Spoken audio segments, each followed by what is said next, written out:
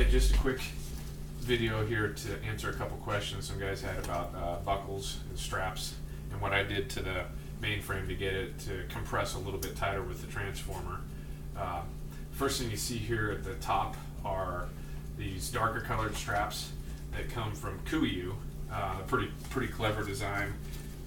It's just got a clip that holds itself together at the top end that pops apart, and so it allows you to strap into pretty much any webbing loop. Now these are designed for more of a 3/4 inch strap. It's a little bit of a squeeze to get them to fit onto what's closer to a 1-inch strap here on the Eberlestock pack, but we'll see how it goes. It was $10 for a pair of them. I thought I'd give it a shot. I really like a lot of the Kuiu stuff. So I'll just snap that, get it out of the way so we can see.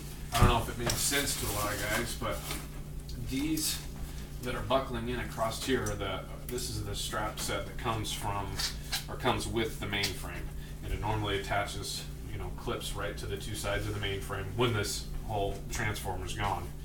But what I did is, when you look at the side of the transformer, this webbing that's right here normally was looped over, and it had this female buckle on the end of it. So what you ended up with was the exact same thing that comes right off of the mainframe.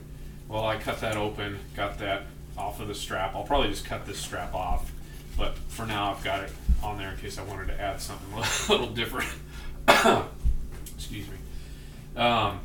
So basically I took that female buckle that was over there and went over to the strap coming out of the transformer and used what's called a tri-glide.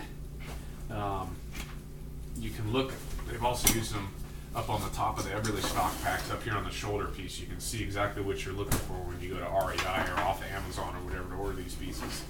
But it's basically oriented right off the pack. It zips through this tri-glide to create a loop to hold this stationary. So I can take the transformer and clip it clean to the mainframe, and then when I put that accessory strap or whatever you want to call it that comes with the mainframe across to the other side, and I pull it tight, it's all strap right from the frame. That's the frame right there that it's pulling across. It's not using the fabric to pull stuff tight. It's using this webbing strap that's probably rated to 5 million pounds.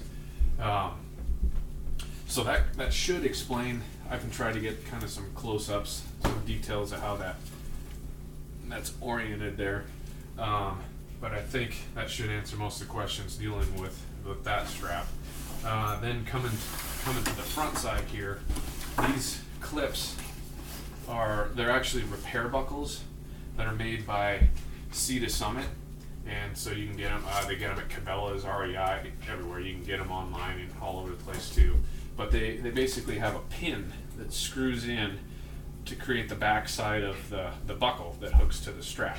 So you can attach it midline anywhere. This is all sewn together. There's no way you're going to get anything added to that strap unless it's got some way to move around the strap.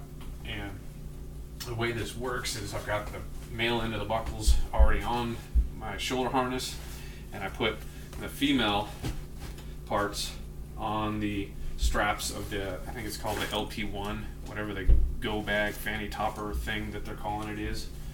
And so this just clips right into those two deals there. And when you look at the lumbar strap, or whatever you'd call this, hip belt, I've also got another set of these clips here that will receive the bottom half of this setup here. So the only kind of real trick to this is that at the bottom of the bag, or the chest pouch thing, I put a little slit to keep this strap from wanting to kind of wander over to the side. But and I sewed up around the edge of it there to kind of keep it from unraveling. But in essence, you can adjust the height of this all right here. You just let this strap out, and now this can pull up farther and adjust. If you want a little bit more play in it. I like to keep everything as snug as possible. Whenever things are wiggling around and bouncing around me, it drives me nuts. But And I do occasionally use, I'll put, like, if I got a windbreaker or something like that I'm putting on and taking off frequently, I'll stuff it in here across the front, or my grunt tube. It's a nice place to hide your grunt tube or have it right there to go. But these are Sea to Summit. They've got a little screw pin, and you can figure it out. There's probably a million different ways you can orient this. Side pouches I ended up going with, they're just dump bags. I think guys normally use them. It's more of a tactical military approach for dumping their magazines, used magazines after they've emptied them. But I think they're the best option out there because they don't have a noisy zipper or Velcro. They've got a little draw strap on a bungee that you can use. You pull kind of snug to keep pine needles and all that kind of junk out.